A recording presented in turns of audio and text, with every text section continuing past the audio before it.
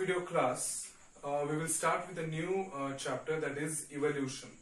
So basically in this chapter we will deal with what is evolution, what is Big Bang theory, what are the different theories that support that how the life originated in or originated on Earth, and when was the Earth was formed. In the next video lectures we will continue the topic. So today we will start with the definition of evolution. So basically, what is evolution? Okay, evolution are the gradual changes that take place in the organism's body. Okay, now the pre-existing organism, when undergoes a process of slow gradual changes, it might give rise to a new organism. So here one species of an organism is giving rise to a new species of organism through many changes. Those changes might be the external changes, which are the phenotypic changes, or those changes might be because of the genetic changes. We all know that the surrounding that we live in, okay, all the factors in our surrounding, which are the physical factors, and the geographical barriers, and also the genetic factors, that is the mutations in the genes, the changes in the genes, may also bring about the evolution. So this is some aerial view of what is basically evolution. Now there is a theory that is called as the Big Bang theory. This theory was given by Ab Lemaitre, and according to this theory, okay, billions of years ago, that is around 5 billion years ago, there was a huge explosion in the universe, and this huge explosion was such a huge explosion that it could not be measured by the physical parameters. Okay, and what was happened was huge gases, huge clouds of gases were formed, which are called as a nebula. And when these gases got condensed because of the temperature got reduced, then the planets were formed, and Earth was among those planets. Okay, the galaxy was formed, and the Earth, our Earth, was among the one planet. Now our Earth was basically formed 4.5 billion years ago. Okay, and when the Earth was formed 4.5 billion years ago, after 500 million years after the Earth was formed, the first life originated on the Earth. Now when the Earth was formed, the earlier climatic conditions were very, very harsh. There was no atmosphere whatsoever that was present, and all the toxic substances or the toxic gases were present, such as methane, it might be nitrogen, it might be hydrogen sulfide, water vapor was present. And what was happening on that planet, okay, which is completely hostile, okay, there was no oxygen that was present in the atmosphere. So as there was no oxygen in the atmosphere, the conditions were the reducing conditions. Okay, so the reducing conditions were present. All the metals and all the metal ions and everything, they were present in the core of the Earth. Okay, so there was no oxygen, molecular oxygen that was present, and the sunlight that was coming, okay, that sunlight and the lightning which was happening, okay, because it was raining, so lightning which was happening, sunlight which was coming and falling on the Earth, that was giving energy for the chemical reactions, okay, for the photo, or we can say as the photochemical reactions. Sometime later, okay, the oxygen was formed, and when there was continuously pouring, when there was continuous rain that was happening, this water, because of the rain, what happened was it went and it got collected into big crevices, or big water bodies were formed, and a complete hot dilute soup was formed on the Earth, and all this hot dilute soup contained all the inorganic substances. Now also that we have to remember that the lightning was also giving an energy for the reactions or for the chemical reactions to happen. So that was around that was almost is about the Big Bang theory. Okay, then there is a theory that is called as a theory of spatial creation. Now this theory of spatial creation is basically based on the religious beliefs that the people have. According to the Bible, life did not originated on Earth. Life originated in the heaven, and the God himself, he took the first man and the first woman and he introduced them on the Earth. The first man was known as Adam, and the first woman was known as Eve. Okay, according to the Hindu believes, it is considered as the Brahma who created the universe, and Manu was the first man, and Shraddha was the first woman. So these are some of the beliefs, and those are the religious beliefs which are now not at all acceptable after the scientists proved that how the life originated. Okay. Nextly is theory of abiogenesis, which was given by von Helmont. Now, what is theory of abiogenesis? Abiogenesis means life originated from the non-living things that was considered, and it was given by von Helmont. It was also given by many very old ancient Egyptian believers that from the mud of the Nile River, the organisms they came into existence. Von Helmont said that the hair of the horse's tail, okay, from that hair the life originated and the first living organisms were formed. So that is also rejected. So then Big Bang theory is acceptable. Theory of spatial creation was not accepted. Theory of abiogenesis is also not accepted. Theory of biogenesis, which was given by Francisco Redi. What he did was he took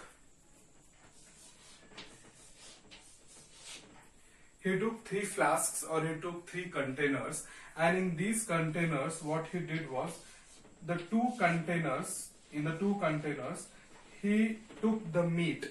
Okay, he took the flesh.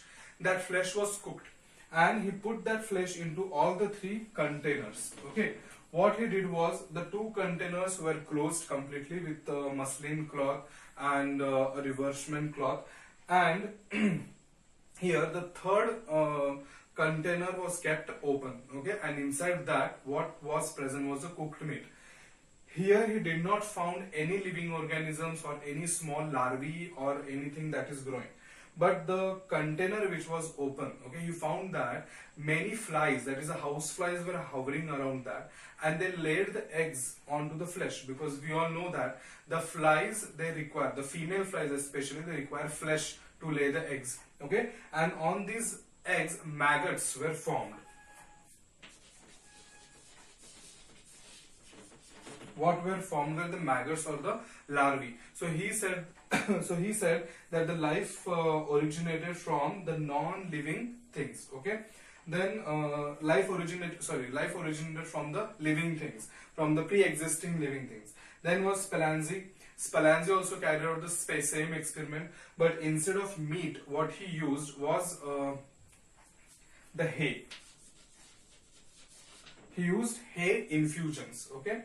Then came the next scientist, we all know him, and his name is Pasteur. Okay, Pasteur carried out a very famous experiment that is called as the Swan Flask experiment. He carried out an experiment which is called as the Swan Flask experiment. Now, what is Swan Flask? If you see the neck of this flask, you will see that the flask round bottom is present over here, and the neck of the flask is long like that of the swan. Okay, what he did was in this round bottom, he filled that round bottom with broth. What is broth? Broth is basically a fluid solution which contains all the nutrients that are required for the microorganisms to grow. Okay, and first what he did was he only exposed, okay, the normal flask with the broth to the air. What he saw was the microorganisms or the bacteria, they started growing inside the broth because they were coming from the air. What he did was, to prevent it, he elongated the neck. Okay, and when he saw that, he was giving heat from or to the neck. What he saw was inside the neck, at some level, the microorganisms were entering. Okay, and here also to this broth, the broth was heated first so that no microorganisms can grow over here. After the heating of the broth, he exposed this long neck-like structure, neck tube, to the air. What he saw was no organism could enter inside and no organisms could grow inside. Okay. After that, what he did was he broke the neck and again expose the broth to the air. So what he found was that he found that inside in the environment the microorganisms are present, and those microorganisms were growing inside the broth. So the life so he considered this as a spontaneous generation. Spontaneous means the life is spontaneously generating in the flask. So that was basically given by Pasteur. So these are some of the theories which are given in NCERT. They are given only in a single line. They are not explained properly. What you have to remember is that Big Bang theory. Who gave the Big Bang theory is Ab Lemaitre, and the scientist's name is also not given in the NCERT textbook. So you just have to remember this. Earlier, it was the clouds of gases which were formed. They got condensed, and then the planets were formed, or the planets were formed. These planet, the Earth, okay, it came into existence around 4.5 billion years ago. Life came into existence after 5 million years when the Earth was formed. So these are some of the things. And what was happening was the chemicals were reacting with one another, and this is also called as a chemical evolution. What was happening, because all the inorganic substances, they got first interacted with one another. When they interacted with one another, later on some complex chemical substances were formed, and how they were formed we will just see them right now.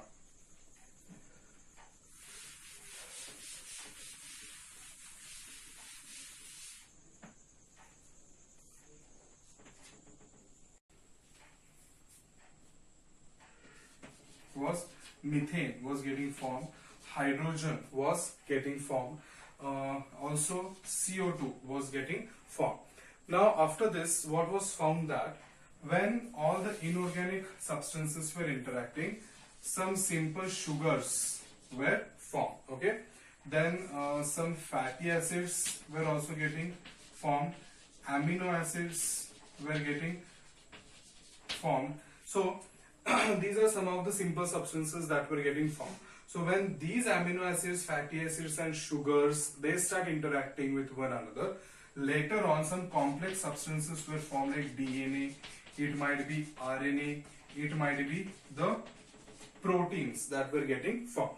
So in this way, earlier the chemical evolution was taking place at a very smoothly, but later on, when all these macromolecules started interacting with one another, okay, maybe DNA was giving rise to RNA. We know that this is a central dogma. After DNA, it undergoes the process of transcription, RNA is formed. RNA undergoes translation, proteins are formed. So here, these substances, they started giving rise to proteins and everything. So later on, the first living organism, or the first cell that was formed, okay, the first cellular like organism was called as the probionts, okay, and these probionts, they started multiplying. These were the first cell-like structures that were formed, okay. So after the probionts, what were formed? After the probionts, the chemoheterotrophs were formed. Now, what are the chemoheterotrophs? Okay, protobionts. Did you understand what is probionts or protobionts? Protobionts are nothing but those are the prokaryotic cellular, first cell-like organisms that were formed. Maybe they must be having a plasma membrane, and they must be having internally, they must be having the cytoplasm and proteins and RNA and everything. Later on, they got evolved into the first chemoheterotrophic microorganisms of the bacteria. Chemoheterotrophs are all those organisms which use chemicals in their surrounding to feed on, to have food on them, okay. So those are the chemoheterotrophs. After chemoheterotrophs, evolved chemoautotrophs. Chemoautotrophs are those organisms which can use the chemicals and can synthesize their own food. So those are called as the chemoautotrophs. After chemoheterotrophs, after chemoautotrophs, okay, then there are anaerobic chemoautotrophs, okay. After anaerobic chemoautotrophs, there are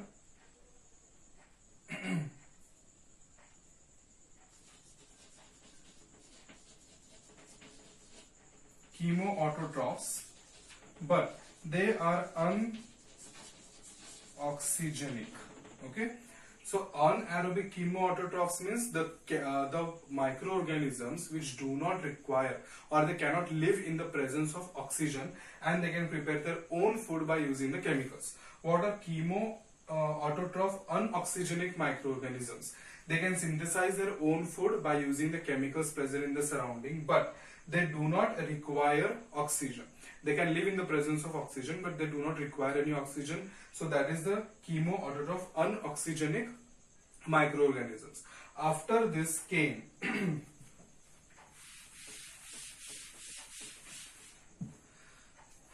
the first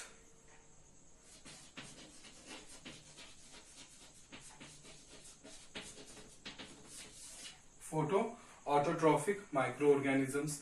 Photoautotrophic microorganisms, for example bacteria, they must be having some special pigments in them such as the chlorophylls, so that they can trap the light that is coming from the sun and they can prepare their own food. So then came the photoautotrophic microorganisms. These photoautotrophic microorganisms, earlier they were unoxygenic, later on they started becoming oxygenic, and some of them they started releasing oxygen, there is a molecular oxygen, into the atmosphere or into the surrounding, because of which the oxygen concentration went on increasing in the atmosphere. So these are some of the theories that we have to remember.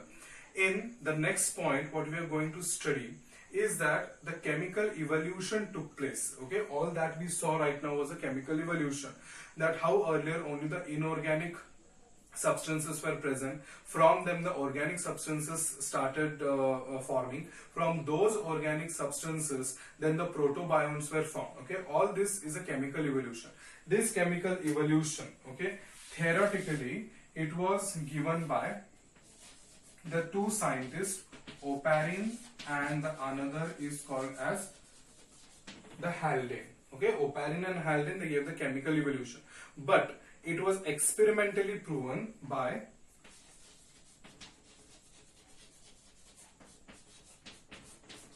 Stanley Miller and Harold Urey. Okay, Stanley Miller and Harold Urey, they proved this chemical evolution by an experiment that is also normally called as a Miller's experiment. In the Miller's experiment, I will draw the diagram and then we will discuss what is Miller's experiment and how did it prove that the chemical evolution took place in the earlier planet, in the earlier Earth.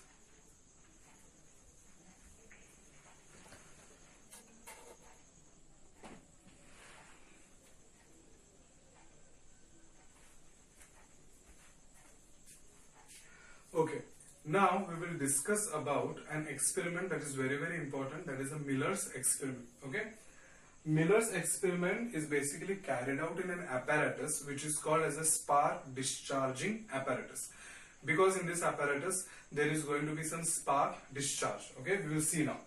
So this is the structure of the Miller's experiment. Here is a spark discharge round bottom.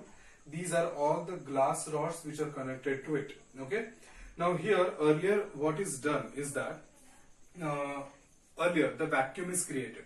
Now when the vacuum is created, all the gases like ammonium, methane and hydrogen are allowed to enter inside the apparatus, because in the earlier Earth only these gases were present. Okay, now here the water is continuously boiled at one place, and as the water gets boiled, water vapors are also created. So water vapors also comes over here.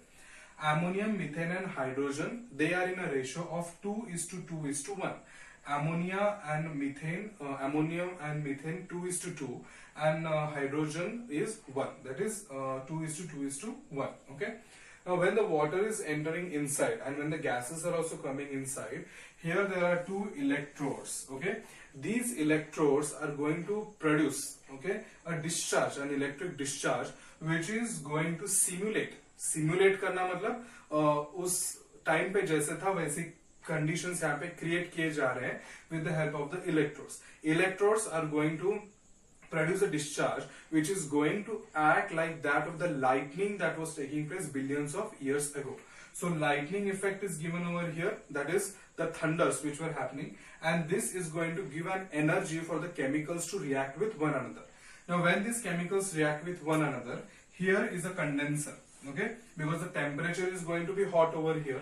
The temperature is maintained at 800 degrees Celsius, okay. This was carried out in the year 1953 and the experiment was carried out for 1 week. The temperature that was maintained was 800 degrees Celsius. Gases that were present is the water vapor which is coming from the boiling of water. Then there is ammonia, methane and hydrogen in the ratio of 2:2:1. There are electrodes we are giving which are producing the spark, which is giving a simulation of that of the lightning or the thunders that were happening. And when these react, all this comes over here, okay, in the condenser. When it comes into the condenser, the temperature is going to go down. That is, the temperature is lowered down because in the condenser, the cold water is continuously running. And then all these substances, they interact, react with one another, come over here and get collected over here. This is the collecting container from where after every week, okay, some of the sample is going to be removed to check which type of substances are found over here or which types of organic substances are found over here. When it was checked which type of organic substances that were present in the sample, it was found that DNA, amino acids like glycine and aspartate, okay, these amino acids were found, DNA, RNA, fatty acids, all these substances were found in the sample. So it proved that, experimentally it was proven that the chemical evolution took place earlier and these were the conditions that were present on the earlier Earth, okay, that is our planet.